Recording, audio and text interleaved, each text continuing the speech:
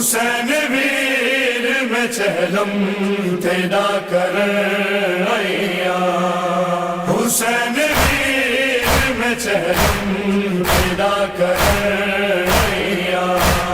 मैं तेरी लाश ते रोई नहीं, तेरी लाश ते रोई नहीं, मैं अज रोअण आईया।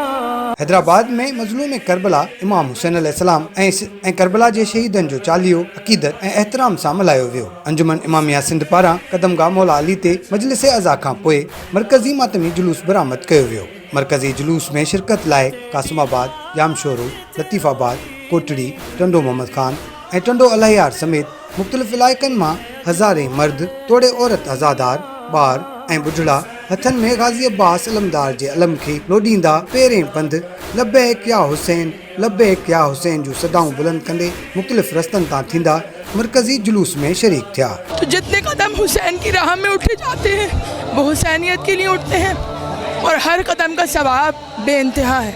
हम करबला पहुँचे हुए हैं, बहुत मज़ा आ रहा है, बहुत अच्छा लग रहा है जैसे करबला में शाम में है। शहरनि पारां सफ़र इश्क में शरीक पेरें पंधु मशी कंदड़ अज़ादारनि जी ख़िदमत लाइ शहर जे मुख़्तलिफ़ रोडनि ते मोकब लॻाए थधे पाणी, शरबत, फ्रूट ऐं खाधे पीते जी मुख़्तलिफ़ शयुनि सां गॾु लंगर न्याज़ जो बंदोबस्त कयो वियो। मोमिनीन हज़ात मोकब लॻाईंदा, जीअं नजब खां करबला मोकब लॻायो वेंदो, मोमिनीन जे लाइ नज़र न्याज़ जो इंतज़ाम कयो वेंदो आहे। मरकज़ी मातमी जुलूस जी सिक्योरिटी लाइ वॾे अंग में पुलिस ऐं रेंजर सां गॾु लेडी पुलिस एहलकार माहिर निशानेबाज़नि खे मुक़ररु करे CCTV कैमरानि ज़रिए मॉनिटरिंग कई वई। हुसैन मौला जे क़ुर्बानियुनि खे ॾाढे तहसीन ॾियण ऐं अहद वफ़ा निभाइण आया आहिनि। पूरी दुनिया के हर कोने से ये लोग जो निकल के आ रहे हैं, ये अपनी हसरत बता रहे हैं कि हम इस वक्त अगर अरबईन में नहीं हैं तो क्या हुआ, अगर अरबईन में नहीं है तो हमें हमारा हुसैन मौला तो देख रहा है।